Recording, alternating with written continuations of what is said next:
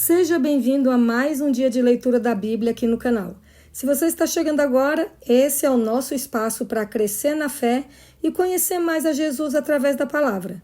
Então já se inscreve, ativa o sininho e vem caminhar com a gente todos os dias, porque aqui cada leitura é uma oportunidade de Deus falar com você. Hoje vamos ler Mateus capítulos 17 a 20, uma parte linda e profunda, onde Jesus revela sua glória no Monte da Transfiguração, ensina sobre humildade, perdão, fé verdadeira e o valor do reino dos céus. São capítulos que nos lembram que seguir a Cristo é abrir mão de si mesmo e confiar completamente nele. Então pega sua Bíblia e vem comigo, porque essa leitura vai fortalecer sua fé e renovar o seu coração. Vamos fazer uma oração e começarmos a leitura? Senhor, obrigado pela Tua palavra. Ela é viva, é luz e direção para a nossa vida. Que o Teu Espírito Santo fale conosco agora, abra a nossa mente para entender e o nosso coração para obedecer.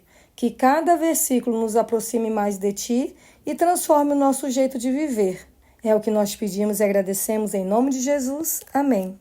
Bíblia aberta, Mateus capítulo 17, a transfiguração de Jesus. 6 dias depois, Jesus tomou consigo Pedro e os irmãos Tiago e João e os levou, em particular, a um alto monte. E Jesus foi transfigurado diante deles. O seu rosto resplandecia como o sol, e as suas roupas se tornaram brancas como a luz. E eis que lhes apareceram Moisés e Elias, falando com Jesus. Então Pedro, tomando a palavra, disse a Jesus: Senhor, bom é estarmos aqui. Se o Senhor quiser, farei aqui 3 tendas, uma para o Senhor, outra para Moisés e outra para Elias. Falava ele ainda, quando uma nuvem luminosa os envolveu, e eis, vindo da nuvem, uma voz que dizia: Este é o meu filho amado, em quem me agrado. Escutem o que ele diz. Ao ouvirem aquela voz, os discípulos caíram de bruços, tomados de grande medo. Jesus aproximou-se e tocou neles, dizendo: Levantem-se e não tenham medo. Então eles, levantando os olhos, não viram mais ninguém a não ser Jesus. A vinda de Elias. Ao descerem do monte, Jesus lhes ordenou: Não contem a ninguém o que vocês viram, até que o Filho do Homem ressuscite dentre os mortos. Mas os discípulos perguntaram a Jesus: Por que então os escribas dizem ser necessário que Elias venha primeiro? Jesus respondeu: De fato, Elias virá e restaurará todas as coisas. Eu, porém, lhes digo que Elias já veio, e não o reconheceram. Pelo contrário, fizeram com ele tudo o que quiseram. Assim também o Filho do Homem irá sofrer nas mãos deles. Então os discípulos entenderam que ele estava se referindo a João Batista. A cura de um menino. Quando eles chegaram para junto da multidão, um homem se aproximou de Jesus, ajoelhou-se e disse: Senhor, tenha pena do meu filho, porque ele tem convulsões e sofre muito, pois muitas vezes cai no fogo e outras tantas cai na água. Apresentei-o aos seus discípulos, mas eles não puderam curá-lo. Jesus exclamou: Ó geração incrédula e perversa, até quando estarei com vocês? Até quando terei de suportá-los? Tragam o menino até aqui. E Jesus repreendeu o demônio, e este saiu do menino, e desde aquela hora o menino ficou curado. Então os discípulos, aproximando-se de Jesus, perguntaram em particular: Por que motivo nós não podemos expulsá-lo? Jesus respondeu: Por causa da pequenez da fé que vocês têm. Pois em verdade lhes digo que, se tiverem fé como um grão de mostarda, dirão a este monte: Mude-se daqui para lá, e ele se mudará. Nada lhes será impossível. Mas esse tipo de demônio só pode ser expulso por meio de oração e jejum. De novo, Jesus prediz a sua morte e ressurreição. Quando eles estavam reunidos na Galiléia, Jesus lhes disse: O Filho do Homem está para ser entregue nas mãos dos homens, e estes o matarão, mas ao 3º dia ressuscitará. Então os discípulos ficaram muito tristes. Jesus paga imposto. Quando Jesus e os discípulos chegaram a Cafarnaum, os que cobravam o imposto das 2 dracmas se dirigiram a Pedro e perguntaram: O mestre de vocês não paga as 2 dracmas? Pedro respondeu: Claro que paga. Quando Pedro estava entrando em casa, Jesus se adiantou dizendo: Simão, o que você acha? De quem os reis da terra cobram impostos ou tributo? Dos seus filhos ou dos estranhos? Quando Pedro respondeu: dos estranhos, Jesus lhe disse: logo os filhos estão isentos. Mas, para que não os escandalizemos, vá ao mar, jogue o anzol e puxe o primeiro peixe que fisgar. Ao abrir a boca do peixe, você encontrará uma moeda. Pegue essa moeda e entregue aos cobradores, para pagar o meu imposto e o seu. O maior no reino dos céus. Naquela hora, os discípulos se aproximaram de Jesus e perguntaram: quem é o maior no reino dos céus? E Jesus, chamando uma criança, colocou-a no meio deles e disse: em verdade lhes digo, se vocês não se converterem e não se tornarem como criança, de maneira nenhuma entrarão no reino dos céus. Portanto, aquele que se humilhar como esta criança, esse é o maior no reino dos céus. E quem receber uma criança tal como esta, em meu nome é a mim que recebe. Os tropeços. E se alguém fizer tropeçar um destes pequeninos que creem em mim, seria melhor para esse que uma grande pedra de moinho fosse pendurada ao seu pescoço e fosse afogado na profundeza do mar. Ai do mundo por causa das pedras de tropeço, porque é inevitável que elas existam, mas ai de quem é responsável por elas.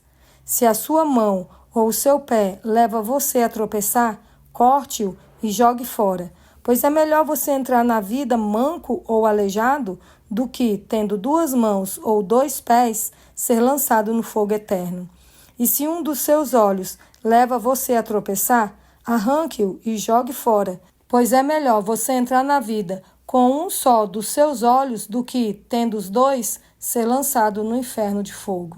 A ovelha desgarrada. Fiquem atentos para não desprezarem nenhum destes pequeninos, porque eu afirmo a vocês que os anjos deles, lá nos céus, veem incessantemente a face de meu Pai Celeste, porque o Filho do Homem veio salvar o que estava perdido. O que vocês acham? Se um homem tiver 100 ovelhas e uma delas se desgarrar, não deixará ele nos montes as 99, indo procurar a que se desgarrou? E se consegue encontrá-la, em verdade lhes digo, que ficará mais alegre por causa desta do que pelas 99 que não se desgarraram. Assim, não é da vontade do Pai de vocês que estás nos céus que se perca um só destes pequeninos. Como tratar um irmão que peca? Se o seu irmão pecar contra você, vá e repreenda-o em particular. Se ele ouvir, você ganhou o seu irmão. Mas, se não ouvir, leve ainda com você 1 ou 2 pessoas, para que, pelo depoimento de 2 ou 3 testemunhas, toda a questão seja decidida. E se ele se recusar a ouvir essas pessoas, exponha o assunto à igreja. E se ele se recusar a ouvir também a igreja, considere-o como gentio e publicano. Em verdade lhes digo que tudo o que ligarem na terra terá sido ligado nos céus, e tudo o que desligarem na terra terá sido desligado nos céus. Em verdade também lhes digo que, se 2 de vocês sobre a terra concordarem a respeito de qualquer coisa que vierem a pedir, isso lhes será concedido por meu Pai que estás nos céus. Porque onde estiver 2 ou 3 reunidos em meu nome, ali estou no meio deles. A parábola do servo que não queria perdoar. Então Pedro, aproximando-se, perguntou a Jesus: Senhor, até quantas vezes meu irmão pecará contra mim que eu lhe perdoe? Até 7 vezes? Jesus respondeu: Não digo a você que perdoe até 7 vezes, mas até 70 vezes 7. Por isso, o reino dos céus é semelhante a um rei que resolveu ajustar contas com seus servos. E passando a fazê-lo, trouxeram-lhe um que devia 10.000 talentos. Não tendo ele, porém, com que pagar, o patrão ordenou que fossem vendidos ele, a mulher, os filhos e tudo que possuía, e que assim a dívida fosse paga. Então o servo, caindo aos pés dele, implorava: Tenha paciência comigo e pagarei tudo ao Senhor. E o senhor daquele servo, compadecendo-se, mandou-o embora e perdoou-lhe a dívida. Saindo, porém, aquele servo, encontrou um dos seus conservos que lhe devia 100 denários. Agarrando-o, começou a sufocá-lo, dizendo: pague-me o que você me deve. Então o seu conservo, caindo aos pés dele, pedia: tenha paciência comigo e pagarei tudo a você. Ele, porém, não quis. Pelo contrário, foi e o lançou na prisão, até que saldasse a dívida. Vendo os seus companheiros o que havia acontecido, ficaram muito tristes e foram relatar ao seu senhor tudo o que havia acontecido. Então o senhor, chamando aquele servo, lhe disse: servo malvado, eu lhe perdoei aquela dívida toda, porque você me implorou. Será que você também não devia ter compaixão do seu conservo, assim como eu tive compaixão de você? E indignando-se, o senhor entregou aquele servo aos carrascos, até que lhe pagasse toda a dívida. Assim também o meu Pai que está no céu fará com vocês, se do íntimo não perdoarem cada um a seu irmão. A questão do divórcio. Quando Jesus acabou de proferir estas palavras, deixou a Galiléia e foi para o território da Judéia, além do Jordão. Grandes multidões o seguiram, e ele as curou ali. Alguns fariseus se aproximaram de Jesus e, testando-o, perguntaram: é lícito ao homem repudiar a sua mulher por qualquer motivo? Jesus respondeu: vocês não leram que o Criador, desde o princípio, os fez homem e mulher, e que disse: por isso o homem deixará o seu pai e a sua mãe, e se unirá à sua mulher, tornando-se os dois uma só carne? De modo que já não são mais dois, porém uma só carne. Portanto, que ninguém separe o que Deus ajuntou. Os fariseus perguntaram: então por que Moisés ordenou dar uma carta de divórcio e repudiar a mulher? Jesus respondeu: foi por causa da dureza do coração de vocês que Moisés permitiu que vocês repudiassem a mulher, mas não foi assim desde o princípio. Eu, porém, lhes digo: quem repudiar a sua mulher, não sendo por causa de relações sexuais ilícitas, e casar com outra, comete adultério. Os discípulos de Jesus disseram: se essa é a situação do homem em relação à sua mulher, não convém casar. Jesus, porém, lhes respondeu: nem todos são aptos para aceitar este ensinamento, mas apenas aqueles a quem isso é dado, porque há eunucos de nascença, há outros a quem os homens fizeram tais, e há outros que se fizeram eunucos por causa do reino dos céus.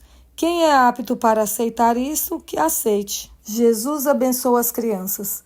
Então trouxeram algumas crianças a Jesus para que ele lhes impusesse as mãos e orasse, mas os discípulos os repreendiam.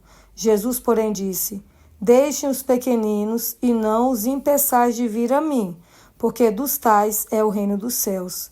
E, tendo-lhes imposto as mãos, retirou-se dali. O jovem rico. E eis que alguém, aproximando-se de Jesus, lhe perguntou: mestre, que farei de bom para alcançar a vida eterna? Jesus respondeu: por que você me pergunta a respeito do que é bom? Bom só existe um. Mas se você quer entrar na vida, guarde os mandamentos. E ele lhe perguntou: quais? Jesus respondeu: não mate, não cometa adultério, não furte, não dê falso testemunho, honre o seu pai e a sua mãe, e ame o seu próximo, como você ama a si mesmo. O jovem disse: tudo isso tenho observado. O que me falta ainda? Jesus respondeu: se você quer ser perfeito, vá, venda os seus bens, dê o dinheiro aos pobres, e você terá um tesouro nos céus. Depois venha e siga-me. Mas o jovem, ouvindo esta palavra, retirou-se triste, porque era dono de muitas propriedades. O perigo das riquezas. Então Jesus disse aos seus discípulos: em verdade lhes digo que um rico dificilmente entrará no reino dos céus.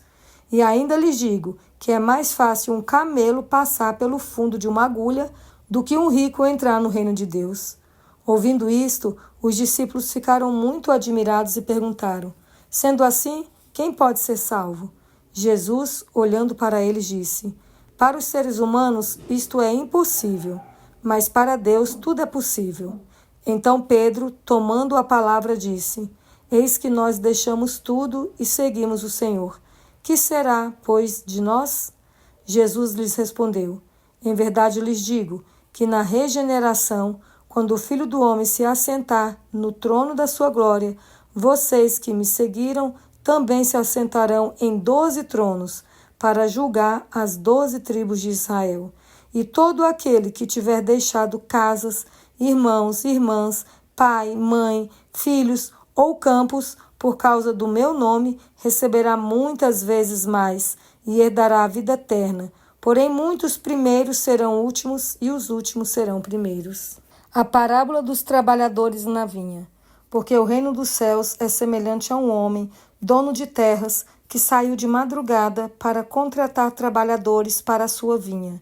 E tendo combinado com os trabalhadores o pagamento de 1 denário por dia, mandou-os para a vinha. Saindo por volta de 9 horas da manhã, viu na praça outros que estavam desocupados, e lhes disse: Vão vocês também trabalhar na vinha, e eu lhe pagarei o que for justo. Eles foram. Tendo saído de novo, perto do meio-dia e às 3 horas da tarde, fez a mesma coisa. E saindo por volta de 5 horas da tarde, encontrou outros que estavam desocupados e lhes perguntou: Por que vocês ficaram desocupados o dia todo?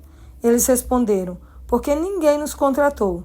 Então ele lhes disse: Vão vocês também trabalhar na vinha. Ao cair da tarde, o dono da vinha disse ao seu administrador: Chame os trabalhadores e pague-lhes o salário, começando pelos últimos, indo até os primeiros. Chegando os que foram contratados às 5 da tarde, cada um deles recebeu 1 denário. Ao chegarem os primeiros, pensaram que receberiam mais, porém também estes receberam 1 denário cada um. Mas, tendo-o recebido, começaram a murmurar contra o dono das terras, dizendo: Estes últimos trabalharam apenas 1 hora, mas você os igualou a nós, que suportamos a fadiga e o calor do dia. Então o dono disse a um deles: Amigo, não estou sendo injusto com você. Você não combinou comigo trabalhar por 1 denário? Pegue o que é seu e saia daqui, pois quero dar a este último tanto quanto dei a você. Será que não me é lícito fazer o que quero com o que é meu? Ou você ficou com inveja porque eu sou bom? Assim os últimos serão primeiros e os primeiros serão últimos. Jesus ainda outra vez prediz sua morte e ressurreição. Estando Jesus para subir a Jerusalém, chamou os 12 discípulos para um lado e no caminho lhes disse: Eis que subimos para Jerusalém, e o Filho do Homem será entregue aos principais sacerdotes e aos escribas. Eles vão condená-lo à morte e entregá-los aos gentios para ser zombado, açoitado e crucificado. Mas ao 3º dia ressuscitará. O pedido da mãe de Tiago e João. Então se aproximou de Jesus a mulher de Zebedeu com seus filhos e, adorando-o, pediu-lhe um favor. Jesus lhe perguntou: O que você quer? Ela respondeu: Mande que no seu reino estes meus 2 filhos se assentem, um à sua direita e o outro à sua esquerda. Mas Jesus disse: Vocês não sabem o que estão pedindo. Será que podem beber o cálice que eu estou para beber? Eles responderam: Podemos. Então Jesus lhes disse: Vocês beberão o meu cálice. Quanto a assentar à minha direita e à minha esquerda, não me compete concedê-lo, pois é para aqueles a quem está preparado por meu Pai. Quando os outros 10 discípulos ouviram isso, ficaram indignados com os 2 irmãos. Então Jesus, chamando-os para junto de si, disse: Vocês sabem que os governadores dos povos os dominam e que os maiorais exercem autoridade sobre eles. Mas entre vocês não será assim. Pelo contrário, quem quiser tornar-se grande entre vocês, que se coloque a serviço dos outros. E quem quiser ser o primeiro entre vocês, que seja servo de vocês. Tal como o Filho do Homem, que não veio para ser servido, mas para servir e dar a sua vida em resgate por muitos. A cura de 2 cegos de Jericó. Saindo eles de Jericó, uma grande multidão seguia Jesus. E eis que 2 cegos, sentados à beira do caminho, tendo ouvido que Jesus passava, começaram a gritar: Senhor, filho de Davi, tenha compaixão de nós. Mas a multidão os repreendia para que se calassem. Eles, porém, gritavam cada vez mais: Senhor, filho de Davi, tenha compaixão de nós. Jesus parou, chamou-os e perguntou: O que vocês querem que eu lhes faça? Eles responderam: Senhor, que se abram os nossos olhos. Profundamente compadecido, Jesus tocou nos olhos deles e imediatamente recuperaram a vista e os seguiram. E essa foi a leitura de hoje. Esses capítulos nos lembram que seguir a Jesus é um chamado de entrega total. Ele nos ensina que a verdadeira grandeza está em servir, que a fé move montanhas e que o reino de Deus pertence aos humildes. No caminho, Jesus prepara os discípulos para a cruz, mostrando que a vitória não vem pela força, mas pela obediência. Que essa leitura desperte em você o desejo de viver com o coração leve, servindo com amor e confiando em cada passo que Ele te conduz. Porque quem anda com Cristo, mesmo que perca tudo, nunca perde o essencial. Que Ele te abençoe e aguardo vocês aqui amanhã para continuarmos a leitura do livro de Mateus. Fiquem todos com Deus.